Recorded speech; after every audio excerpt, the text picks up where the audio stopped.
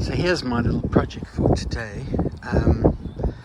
This is a Keter stored out shed, which I've been using for quite some time, quite adequate item. The problem is that in the cold I came outside to open the unit and this flippin' hinge broke, and this is the second hinge I've bought. The remnants of it are lying in the apple box, and it's just so brittle.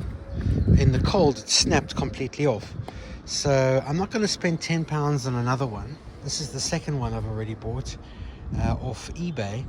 I'm going to try and make my own, so stand by and let's have a look if we can fix the Keter store out shed hinge latch thing. Stay tuned.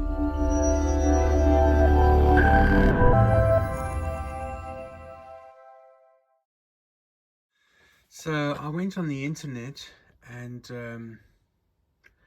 I found myself a nice Keter replacement print. This is the Keter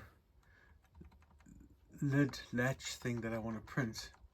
I'm not sure if I need to rotate that a bit. So I've downloaded this for free off the internet. I think I used Yegi to search for this and it was saved as a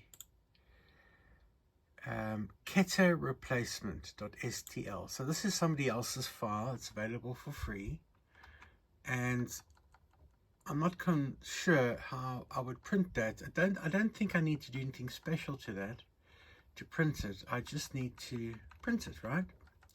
So there's the file. It's pretty much level. It tells me it's going to take an hour to print. Okay, so let's see if we can print that. Let's save the toolpath to the SD card. I haven't printed things in a long time. Let's save to E. Let's see if E has got it on. 3D printed. There we are. So there we are. There's the Keter replacement G code. There we are. So I've got that in there. I'm just not sure if that will actually print properly, because I'm not sure if that's rotated correctly. Is it rotated correctly? Obviously, when you print something, you don't want to print it without support, but at the same time you want to print it with as much strength as possible. So I think by virtue of the fact it's all together, that might just be the answer. So let's go and stick that on the printer. Okay, so it's been some time since I've used this printer. It's literally got a layer of dust on it. But here we are, the Endo 5 Pro ready.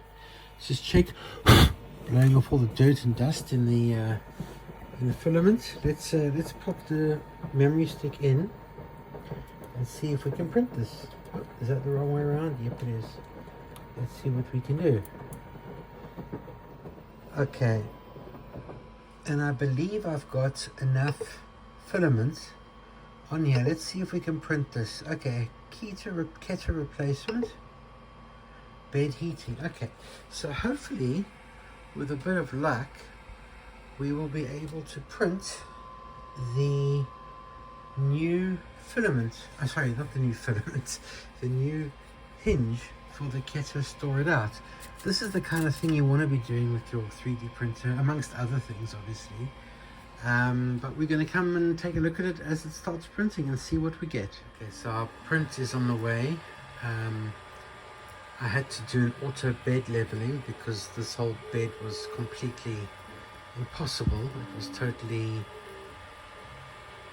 incorrect and it was printing all sorts of funny things. So this is a lot better. Bed leveling is very difficult on 3D printers, and I had to put an auto bed leveling kit on this one, but I digress. So now we've started printing, and I'll come back to it in a little while and see how we're doing. Okay, we are getting there. It's looking a lot like the right thing now, and we are 72% through the print. It's quite a hollow print, so I'm not sure if it's going to last, but it's worth a try. There you go. That's the piece. It took not too long, just over an hour and a half to print that, and a bit rough on the edges. I can fix that. That's probably just a setting, but I mean that's not going to make any difference to the strength. So the next thing to do will be to install it and see if it works. Well, there you have it. I have put the new 3D printed part in the replacement of the old part, and it's actually black, not white, which is really nice. It has a little bit of movement in it, which is probably good because it'll need to flex. I don't know how long it'll last, but the good news is if it breaks, I can just print another one. So there we go. Boom. Done. And it even has the thing to line up the hole. Not that there's anything particularly valuable in this one. It's just if the wind comes up, I want to be able to know that this lid isn't going to open, because you can see what extremely valuable things I keep in here. An old paintbrush, some recyclable packaging, a deflated football, a cat box, and some styrofoam chips.